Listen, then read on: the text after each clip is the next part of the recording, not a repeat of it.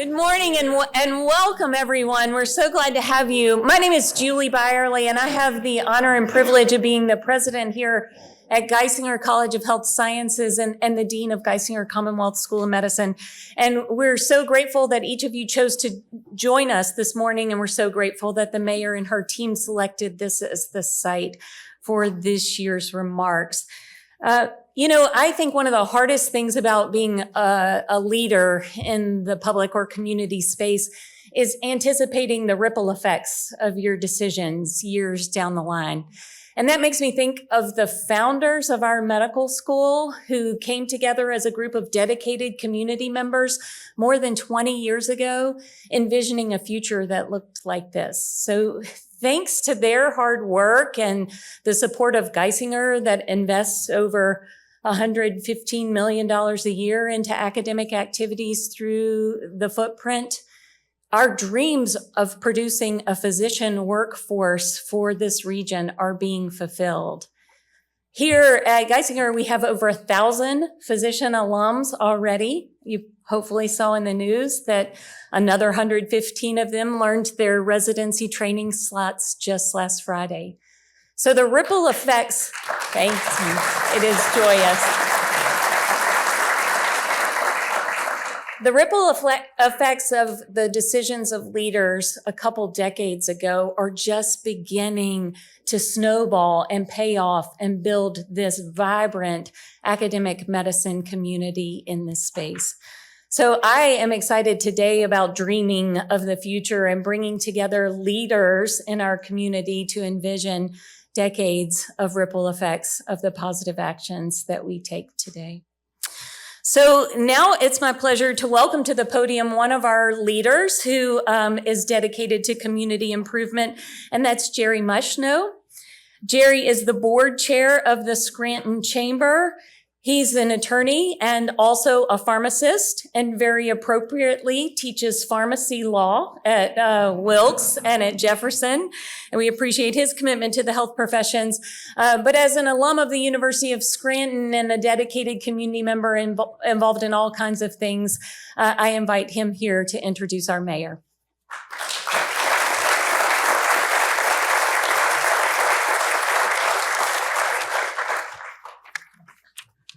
Good morning. Mayor Paige Cognetti is the 36th mayor of the city of Scranton, the 6th largest municipality in the Commonwealth. The hallmarks of her administration have been stimulating the city's ongoing economic growth, upgrading outdated infrastructure, ensuring public safety, building government transparency and efficiency, and improving residents' overall quality of life. She has overcome the challenges of leading during a global pandemic and shedding Scranton's status as a distressed city. So let's hear directly from the mayor on the state of the city, where the city's been and where it's going. It is my distinct pleasure to introduce Mayor Paige Cognetti.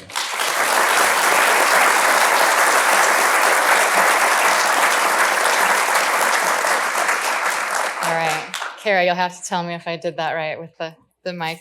Thank you, everyone, so very, very much for being here. This is a really cool thing for me to see from this vantage point, to see all of you. What a great cross-section of folks we have in this room, from our small business leaders to our larger business leaders, Geisinger, our universities, our bigger institutions, our healthcare systems that we need so very badly in Scranton and northeastern Pennsylvania. Our city team, who I will acknowledge in a moment, other political leaders, I'll also acknowledge all of you. But it's just really wonderful to be in this room with all of you as we walk through some of the achievements that we have made and the work that we have left to do. The work will always be ongoing. There is never an end to it. But as long as we continue to strengthen our partnerships of the organizations, the people in rooms like this, I know that we're going to continue to make progress. Dr. Byerly, thank you for having us here. 1,000+ alumni is an incredible achievement, so thank you very much for sharing that.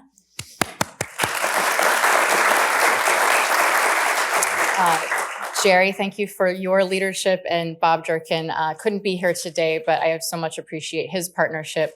The Chamber is a great institution that helps us be able to see around the corners as government. We have to work together to make sure that we understand all the factors as we go into those difficult decisions. All of your organizations play a huge role. As most of you in this room know, our household has 3 adults. My mom is here, Linda. Most of you know Linda, Gigi, as we call her. So our household, there's 3 adults and 2 kids. It's me on the government side, my husband who owns a small business, and then mom who takes care of the most important thing, which is our kids. So that grounds us every single day in that same way that when I talk about partnerships with the Chamber, Scranton Tomorrow, hello, Leslie and Liz, we have to all work together across sectors at all times in order to achieve our goals. I also want to make sure that as we go into this presentation, I am giving due credit to the administrations and the mayors before me. Mayor Chris Doherty, Mayor Evans are here. Without Chris's leadership and vision about downtown living, without his maintenance and upgrade of our parks, what you see here today would not be possible. With Wayne Evans, we are still waiting for your photo so that we can put it in the hallway. That's a side note for just you. But without you, without your steady hand in a time of turbulence, we would not have been able to start our work.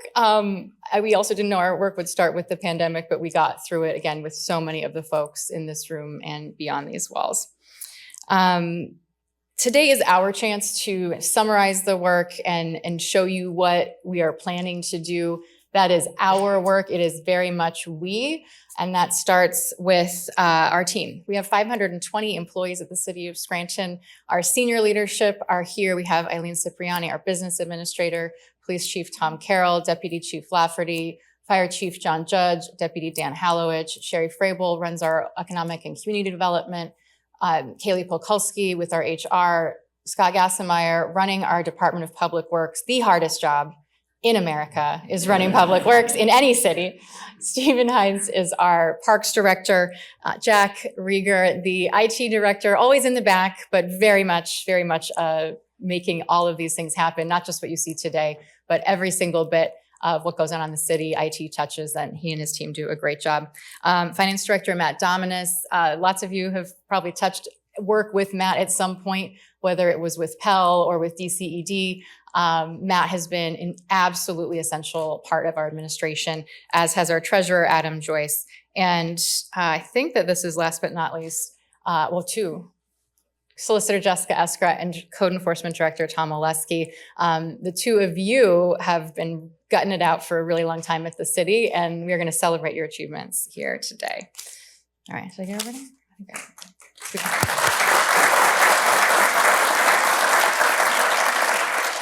We also have with us today our council president, Jerry Smurl, and Councilman Bill King, who was president previously. I've gotten the honor to work with both of them in these years. Previous to that, now State Rep Kyle Donahue, and previous to that, now Commissioner Bill Gahan, who's here as well.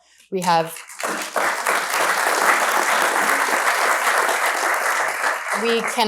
city is a we, not just the city team, but also city council. Without a council that works together and solves problems together, we cannot move forward. So I appreciate all the partnership. We don't always agree. It could be a show sometimes, and that's okay. But we always in these 5 years have gotten to enough of an agreement that we've been able to move forward, and I look forward to continuing that. We also have City Controller John Murray with us and Tax Collector Kathy Wexler. There are so many elements of a city that I don't think people realize, but you guys are integral parts of that. So I thank you for your leadership as well.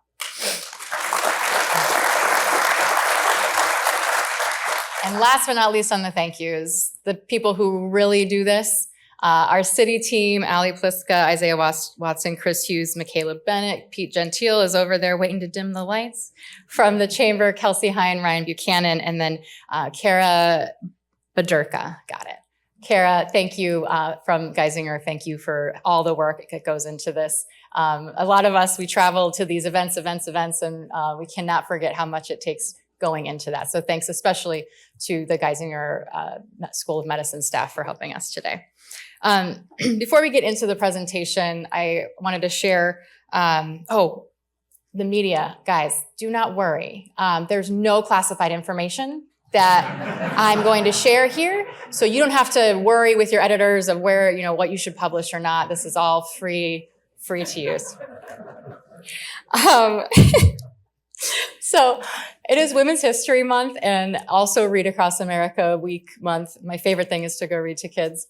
And we have made real progress. I mean this, we have made real progress in terms of people understanding that a woman can be mayor. So 5 years ago,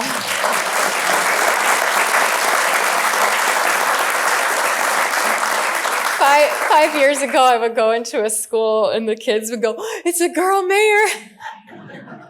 And there was one particular one, it just melts my heart every time, girl mayor. It was so sweet. 5 years later, though, I can say I don't get girl mayor anymore. They know that there's going to be someone that walks in the room. It might be a boy, it might be a girl, who knows? And that person is the mayor and we go for the conversation. But I walk into McNichols Plaza a couple weeks back. This first grader comes up to me and says, "You look a lot older than your picture." And I said, "Well, I probably do. It's been a long 5 years." So I love that. I love that though, because it shows that we really are making progress. Those little things really do matter, right? The perception of our kids matters. And if in all of this, in any of our organizations, right, any of the work that we all do, we're having a positive influence on a kid and how they perceive their future and their future path, I think we're on target. So everything that we do as a city is based on fairness. It's what my parents instilled in me growing up, and it's what we base our decisions on every day in the city. When I hear about government waste, when I hear about folks that are doing things for their friends and not the greater good, it makes me very, very angry, and it drives me to do what we've been doing as the city to make sure that we're based on fairness. It's what keeps me going, and fighting for fairness is just so important always, but it's especially important now. I look across this room, so many of us are working together on issues like hunger and housing, and even right now with education, we're trying to work on making sure our kids still have the support they need for their IEPs or for learning the English language. So the partnerships in this room are so, so important to that element of fairness, to that goal of fairness that we all share.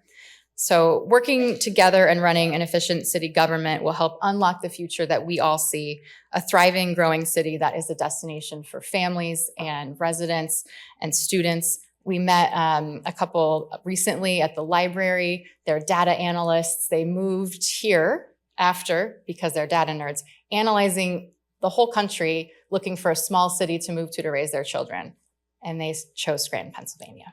So if that doesn't tell you that we are on track, I am not sure what does. They moved from Spokane, Washington to Scranton, Pennsylvania for a whole host of reasons. Maybe they can give the presentation soon and go through their analysis. But that gave me a lot of encouragement that we truly are on the right track. People are coming here, even folks who don't have a tie here. Folks are coming back here from other places. They're moving home, and they're also staying. One of the reasons we're so excited to be here at the medical schools, because there's so many folks that are homegrown here, went away to maybe undergrad and medical school in part, came back here to do their residency, came back here for medical school, and are staying. So we are doing it. We are doing it piece by piece, institution by institution, day by day. And we're very, very proud of that. So we are at the city working really hard to make sure that fairness is always there. And with that starts responsible government. So Pete, if you want to cue those lights, we'll dim it a little. And we'll kind of go through some of our fun stuff. And because you guys are all nerds, I know that you enjoy this too. We have so much to boast when it comes to responsible government and fiscal stewardship.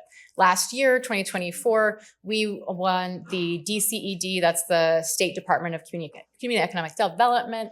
We won their Fiscal Management Award for the city, which to some of you in this room who have been gutting it out, there's Lynn, yes.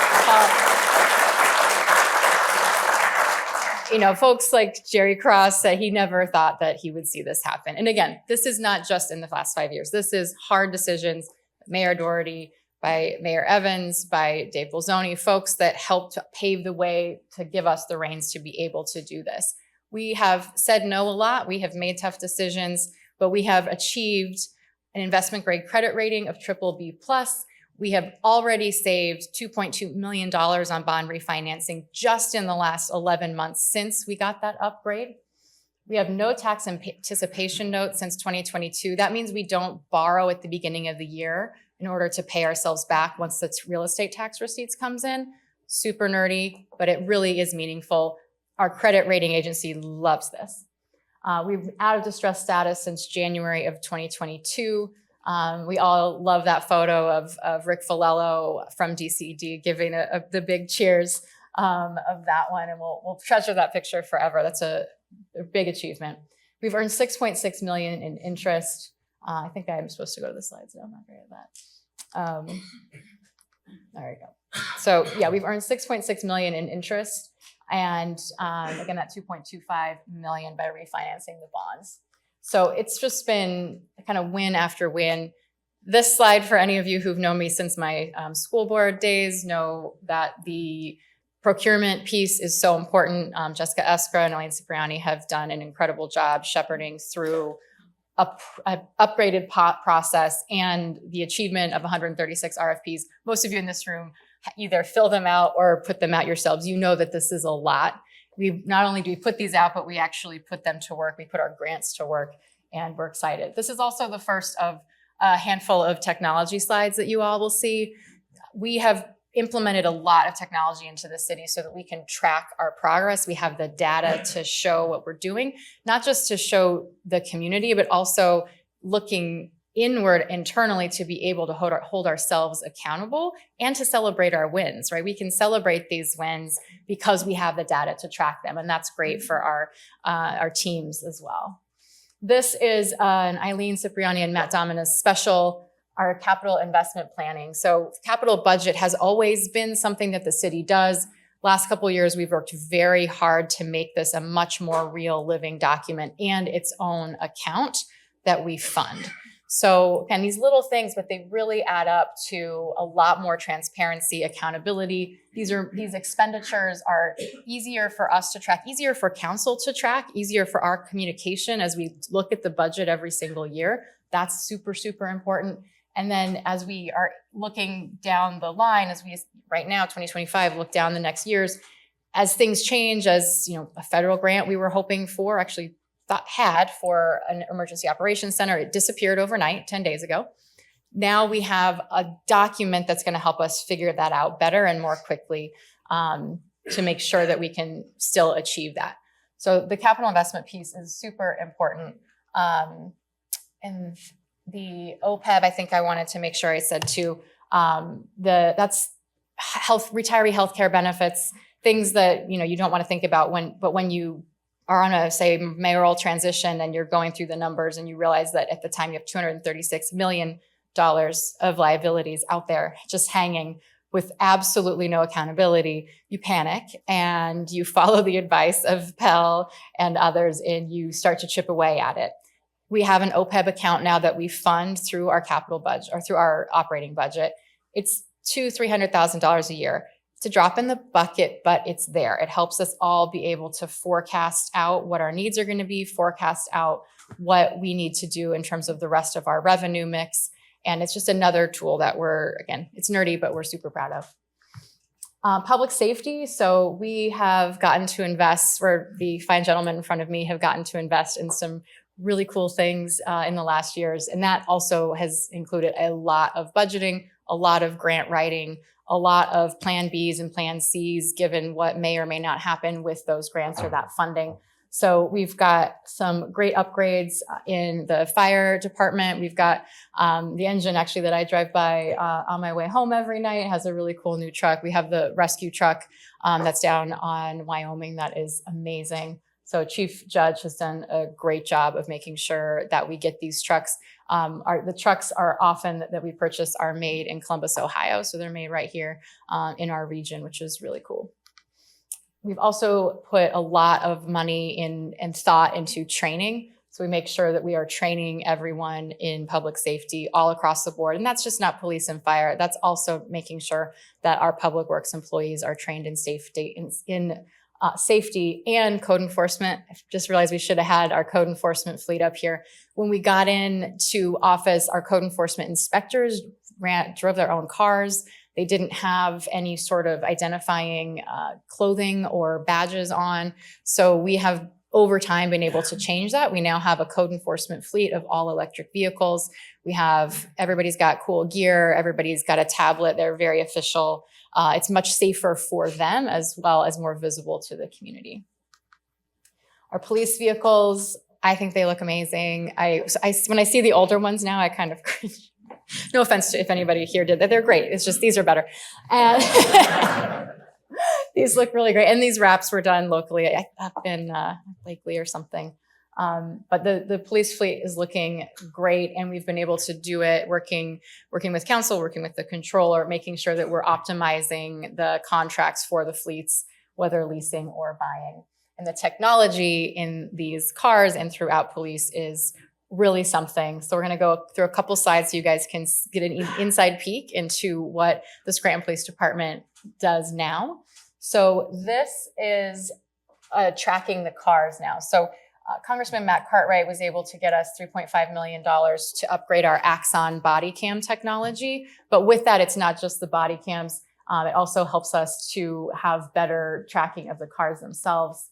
This body cam, the upgraded one, the HQ can communicate with the officers in real time through their body cam. So it's not just recording, it's actually a real-time communication. We got to see this in real time at the St. Patrick's Day parade down at the HQ. We invited some of the media to come look at that. So it's, again, officer safety, citizen safety, communication in real time so that people can know what is around them, what the situation is. It's just, it's really incredible, and it wouldn't be possible without grant funding. This is very expensive. It'd be difficult for a city to fund this with local taxpayer dollars only.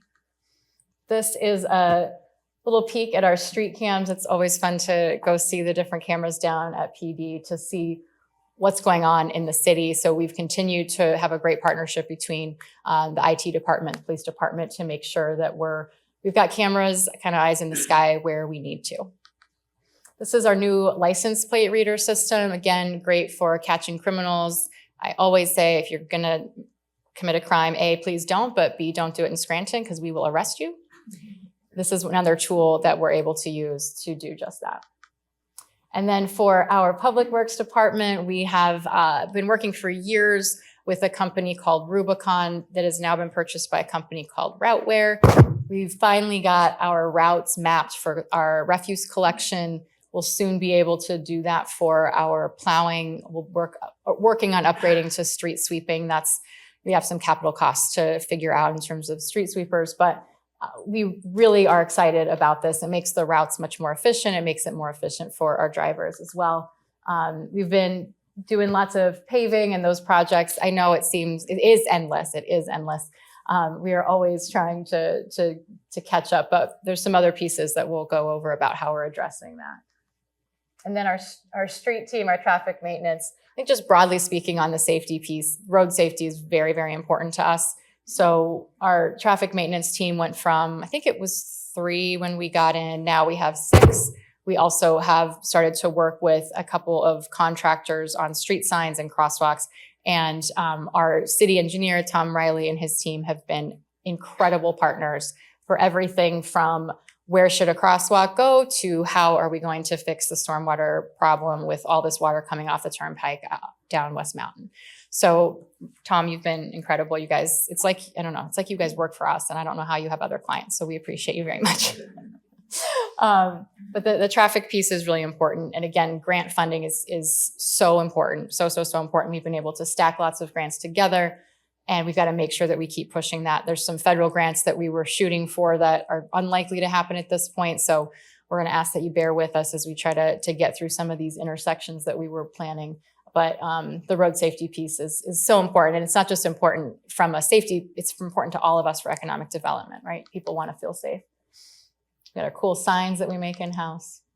So on that neighborhood piece, and I'll just cut to the signs. So we've done over 4,500 street signs in the city. We have more to do. We'll always have more to do. It will be rolling, but it's been really cool to see them pop up and then pour Scott when I see when that's not done. I text him, and that's not nice of me, but I just can't help it. But he takes it well. We are really excited about that. It's, again, public safety, really important, so that emergency vehicles know where they're going, especially if you have, a new driver on an EMS vehicle, for example.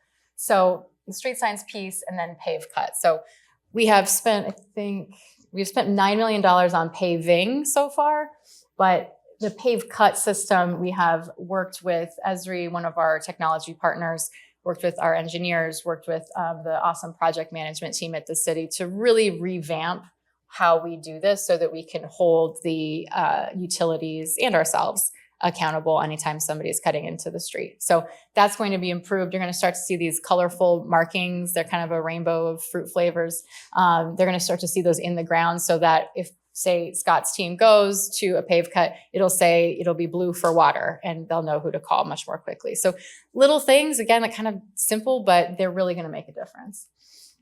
In terms of our neighborhoods, so we have been holding the pop-up city halls since the very, very beginning. We did that during COVID because it was something we could do outside, set up tents, bring city hall to your neighborhood. And we do also sprucing up Scranton. Isaiah does a great job leading up that. This is a cleanup we did just a couple of weeks ago near Jackson Street Skate Park. So this is just, I think, from 2024, I want to say, or maybe 22, 24. But we're trying to get everywhere in the city with these pop-ups and with the sprucing up Scrantons. It's a great way that anybody can come. We provide all the materials, come and help do a neighborhood cleanup. The pop-ups we also do once a month now all throughout the year at Weston Field. So people can come with any questions. The Wright Center's often there. The library is there. We have great partnerships with folks who come and want to give information to residents who might have questions. And it's been kind of a hallmark, I would say, of our communication with city residents. Everyone's favorite would be demolishing structures. This one, the video is from the very first big one. Barb O'Malley may or may not have had mimosas available to all the passersby. And it was a great start to what has continued to be a successful process. It does take a long time. I know there are times where folks are, and for good reason, anxious for a structure to come down. That's where the law department comes in. But, America has private property rights. We hold those dear. So it's important that we go through those processes. But it's been a great team effort and another example of technology really being critical to how we're able to do this. If we can't track the process, then we are, put ourselves in jeopardy from a legal standpoint. This other one on the left is another favorite of mine. I was going back all the way to 2020 on these. This was the first Ken Bond property that we took down. So we're, really, really making some headway there. Our rental registration process as well has really amped up. That was, I think, 2022 we started to really get a handle on that and hold landlords more accountable. It is still very difficult. Every mayor I speak to has this problem. You have the LLC hidden within the LLC that's in New Jersey, but actually Bermuda. I mean, it's tough sometimes to figure out who these landlords are. But with another technology partner of ours, Ptolemy, we've been able to start tracking that, much more aggressive on sending out those rental registration notices, more consistent on making sure that people are paid up on their rentals before doing other business with the city. It's just, there's so much information at our fingertips now, and it's very helpful for all of these things. The most fun stuff, of course, is our parks. This is Oakmont Park. We have, with the help of state grants and the American Rescue Plan, been able to put in $26 million in our parks. It's just been so incredible. This is Oakmont. I take my kids there at least once a week now that the weather is warm. There's a cool track around it, so the little kids like to ride their bikes and things. What we want, right, is destination parks for kids. We want them to want to go to all different ones across the city, and it's been really neat to live that in real time, having kids myself. So that's just a perk for me, but it's been fantastic. We have NAOG, the pool is going in. So the phase one, I'm gonna click back to that. So phase one of the NAOG pool is going in, phase two lap pool and the splash pad area. So that is the future look of where you see all those bulldozers right now. So the NAOG piece is coming along.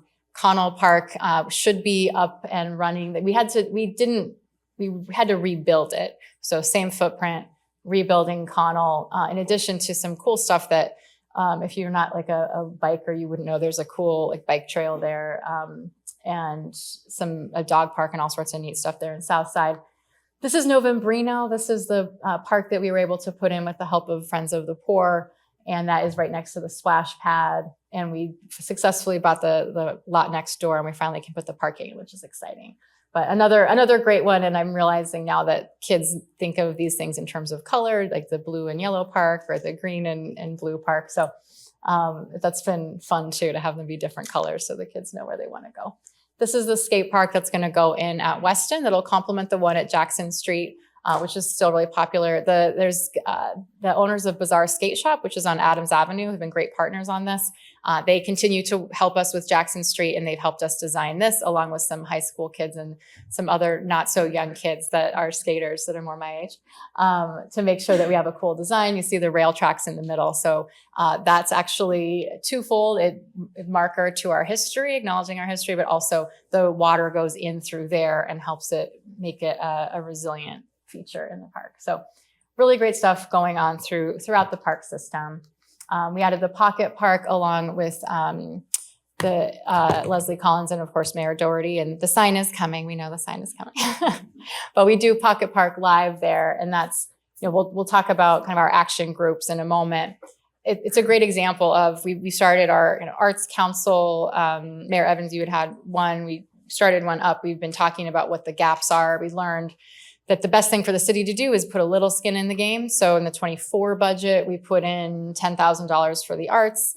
We then applied that to stand up Pocket Park Live. So at Doherty Park, we could have music during First Fridays and during some of the celebrations.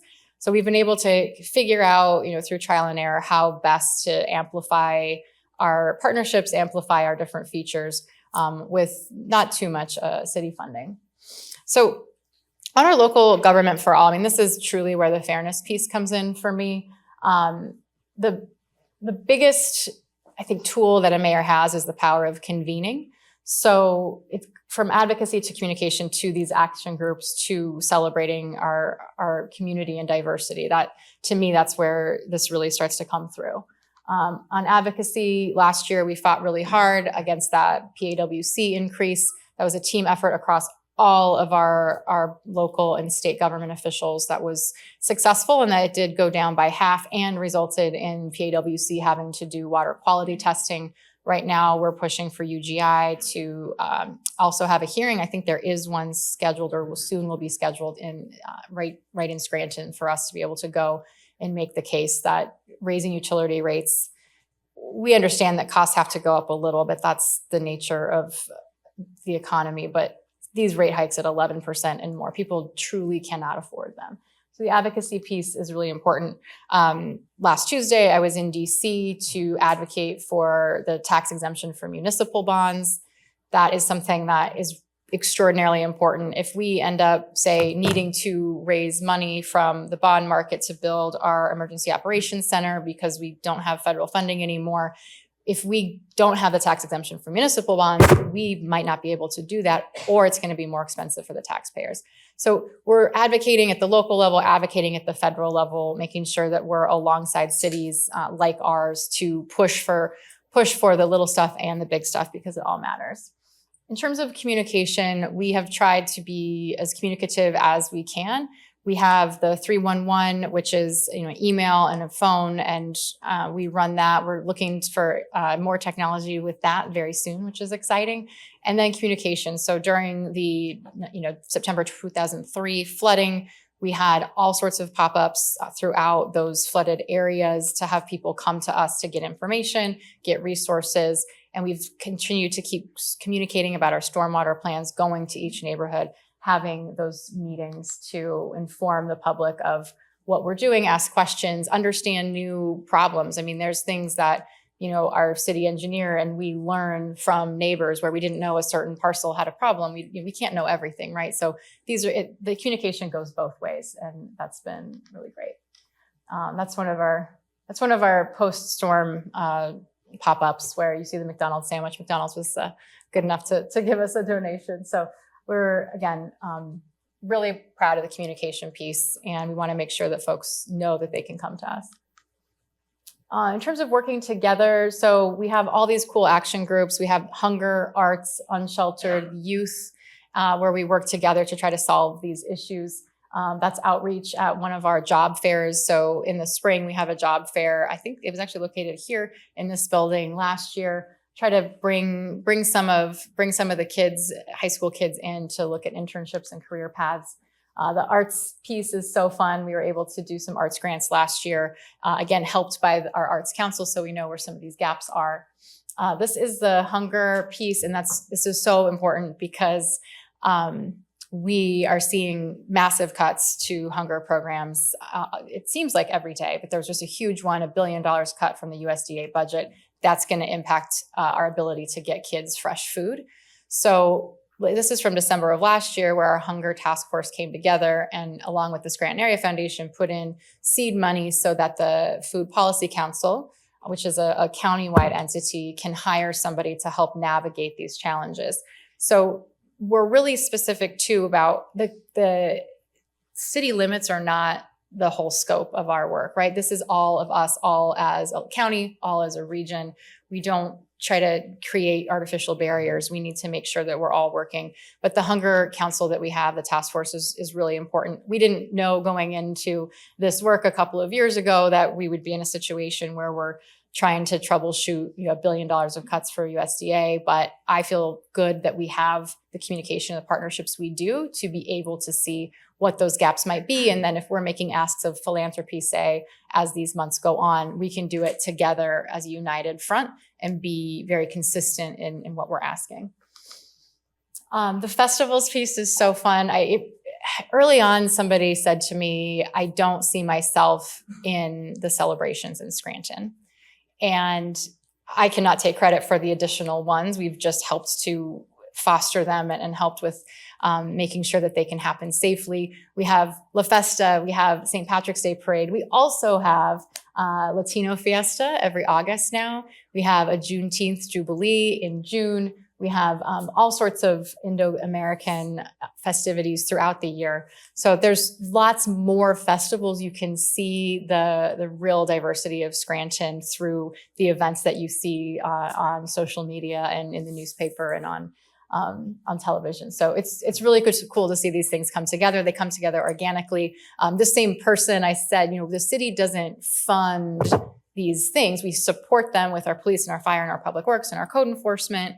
We certainly enable them to happen, but the funding comes privately. And these groups have kind of taken up the tradition of La Festa, taken up the tradition of the parade committee to start their own, to share their celebrations with the rest of the city. So it's cool to see the evolution of that. And lastly, on growth and investment, I think that this is kind of the most important thing for many of the folks in this room. We are seeing so much growth and investment. And you think about what you want to see. You want to see cranes. You want to see bulldozers. Nobody wants to be late to pick up their kids. But if you have to go around a bridge construction, that bridge is getting rebuilt, which is great news. So we see a lot of construction all throughout Scranton, and it's very, very cool to see. We know this through our data from almost 10,000 building permits in the last few years. That's a lot of folks doing a lot of work. That's a lot of people at work earning really good wages. That's a lot of upgrades and new builds and rehabs that are helping all over. And so you can see what kind of our viewpoint, where we can track all these permits. People can go online to do these permits. And that's also a huge difference.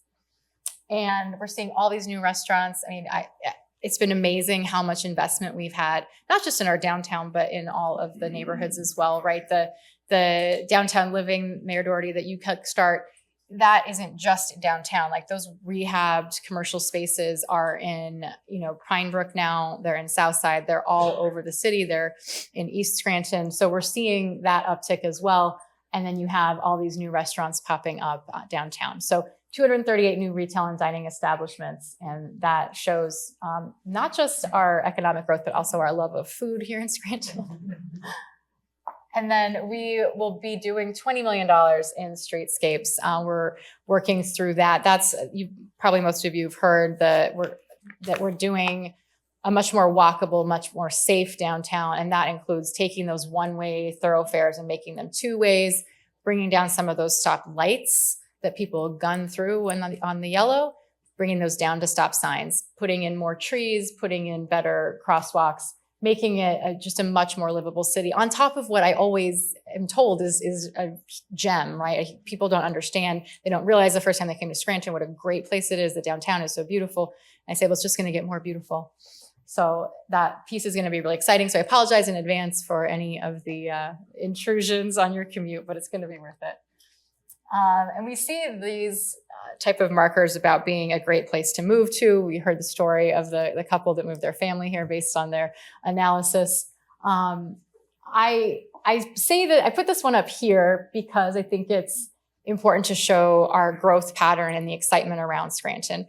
I pause though because housing is not cheap for everyone at all. It's actually a growing crisis. And so I always have mixed feelings talking about these types of accolades that we might see pop up on realtor.com or some of these. So that's part of our challenge, right? And that's part of the fairness piece. That's part of the consistency. That's part of how we have to navigate the future, is making sure that we're growing together and not growing kind of in one way while on the backs of people who can't afford to live here or live in what might be a future Scranton. So we'll try to continue to take cues from cities and what they've done that's worked, what they've done that has not worked. And we'll continue to have those partnerships across our networks to make sure that we're doing our best so that this is a good thing and not a negative thing for either the folks that live here or the people that want to move here.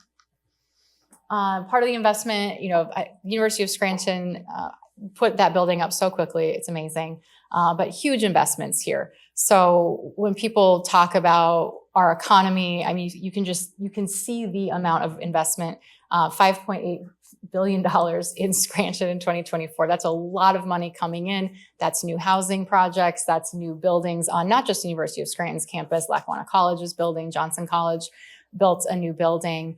We have so much that's going on right here in Scranton. People want to be here. They want to put their money here. Somebody said the other day that, Jamie Dimon's a smart guy and he put a Chase branch downtown. I said, that's absolutely right. He is a smart guy and there's a Chase downtown. So some of these markers are really important. Chili's is back in Dixon City. This is great. So, I mean, that's the most exciting thing, I think, right? We'll do the next one at Chili's. But people really are investing. And when they invest in a city, right, whether you're business, whether you're an academic institution, whether you're any sort of sector, you've done your research and you're doing that because you have confidence in the future of that place. We continue to push for Amtrak. We continue to look toward the future of what that connectivity with New York City would do for our economy. It is crucial that we keep pushing for it. We can never think that it absolutely going to happen because there's a long way to go, but we really have to keep pushing for it. We have to keep advocating, and that's advocating at the national level, at federal level, that's advocating at the state level, advocating with our neighbors in New Jersey. Even as the ground might shift politically, we've got to keep going on that. And lastly, on this piece, the City Hall project is so important to me, to us in our senior leadership team. It is the culmination of 1,000 things going right, mostly Tom Oleski making sure things go right. So thank you, Tom.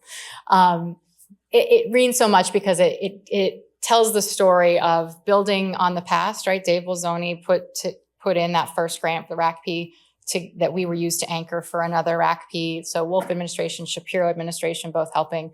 President Biden's rescue plan was the kicker. That we would not be able to do this project if we didn't have the rescue plan. Our city council supported it. Our state reps supported it. The commissioners are on board. Everyone had to come together to make sure that we preserve this building and make sure that our 1888 building is preserved and celebrated and is something that we can not only be proud of, but not a place where pigeons get in and get in the way of the law department's work, because that was happening on a daily basis. Excuse me, Jessica, I'm remiss. And the law department the pigeons wanted in because you guys are so successful. We have had incredible legal defense and been able to get to a point where we have proactive legal strategies, which is so important for any entity, but especially a government and a local government. So thank you. All right. I think that's the last one. I think that's the last slide. But I could just look at it all day. Is that weird?